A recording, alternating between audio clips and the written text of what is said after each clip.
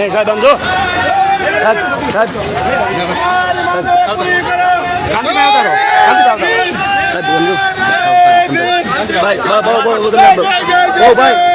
ભાઈ કોઈ નહીં બીજું હું આ તકે માનનીય શ્રી ભાઈ અમારા વસંતભાઈ ચાવડાને કે ખુલ્લાસ દિલથી બોલે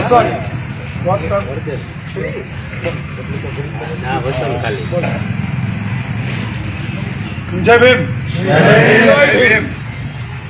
જો કે કાંતિભાઈ બધી વાત કરી દીધી અને લગભગ તમે બધા મને ઓળખો છો મારી બોલી કેવી બીજી વાત ન બગડે.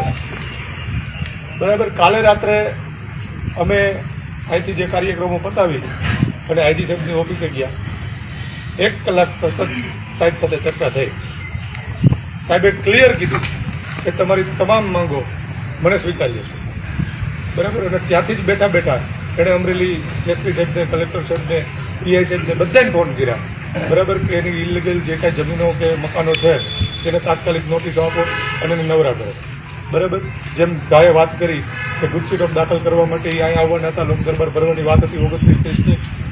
એ બધો કાર્યક્રમ સેટ કર્યા પછી અમે અને કાંતિભાઈ પીડિત પરિવારને ત્યાં મળવા ગયા.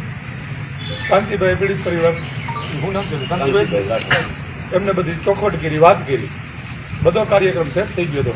ભાઈ આવ્યા, બાબા સાહેબને 3 દીકરીઓ પવણવાની જેને વાત કરી હતી તેની વાત કરું. પ્રવચન કોણે કરી હતી? રવચંદનભાઈ પરમાર. એટલે એણે આવી અને એવું કીધું જિજ્ઞેશભાઈ કોંગ્રેસની વિરુદ્ધ બોલી ગયા છે. જિજ્ઞેશભાઈ આવડી મોટી મહેનત કરે છે, આપણે એવું ન કરવું જોઈએ. અત્યારે જિજ્ઞેશભાઈ એવું કહે છે કે ભાઈ એ લોકોને હકેલ લેવું હોય તો મને વાંધો નથી. તો તકલીફ કોને છે? આ આંદોલન હકેલાય નહીં એનું. જિજ્ઞેશભાઈ એવું કહે છે કે ભાઈ એને પૂરું કરવું હોય મને વાંધો નથી. તો પછી આ લોકો કોણ છે એ કે જેને આંદોલન ચલાવવું છે? વાત છે જમીનની. તો ભાઈ જમીન તાત્કાલિક ક્યાંય ન મળે. એના જે કાંઈ પુરાવાઓ, એના જે કાંઈ કાગળિયાઓ કરવા પડતા હોય એ કરવા પડે અને એના માટે 10-15 દિવસની વાર લાગે. તો એનો મતલબ એવો છે કે આપણે 15 દિવસ બોડી ઉપર બેસીએ તો આપણે આપણા દીકરાની હત્યા થઈ છે તો એને ન્યાય અપાવવા માટે બેઠા છીએ કે જમીન લેવા બેઠા છીએ એ પહેલા નક્કી કરો.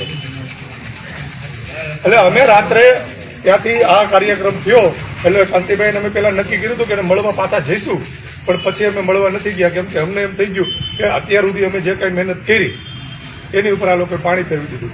બરાબર. અને એક આઈજી કક્ષાનો અધિકારી જ્યારે પૂરી બાહેધરી લેતો હોય તો આપણે એની માથે વિશ્વાસ રાખવો જોઈએ. બરાબર. અને એ લેખિતમાં મળતું હતું બધું. છતાંય અમે એ લોકોને બહુ વ્યવસ્થિત ગમજેવા પછી ન પૂરું થયું અમે નીકળી ગયા. અને આજ અમારે આ કાર્યક્રમ એટલા માટે કરવો પડ્યો. હું તમને હાવ સાચી અને ક્લિયર વાત કહી દઉં, મને કોઈના બાપની બીક નથી લાગતી. મેં કાંતિબેન રસ્તામાં કીધું હતું કે આ કાર્યક્રમ આપણે કેન્સલ કરો, આત્મવિલોપન કરવા થતું નથી. કેમ કે જો એ લોકોને કાંઈ એવી પેઢી ન હોય ને એને માત્ર જમીન જોતી હોય, મિલકત જોતી હોય તો ભાઈ આપણે આંદોલન નથી કરવું. આપણે આંદોલન કેના માટે કરીએ? કેને ન્યાય મળે એના માટે. બરાબર.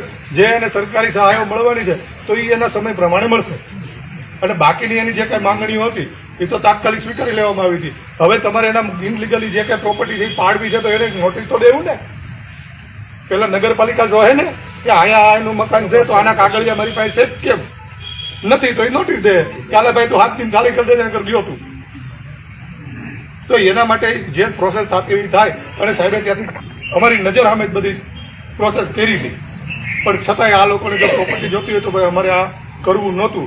પણ પછી કાંતિભાઈ મને એવું કીધું ભાઈ આ નહીં કરીએ તો પછી ઓલા જે રહ્યા ને નમૂનાઓ એ વળી પાછા એમ કહે કે વસંતને કાંતિ ત્યાં ગયા હતા અને સાહેબના પાસે ખિસ્સામાં નાખીને લઈએ. સાહેબને થપ્પો લઈને બેઠા હતા.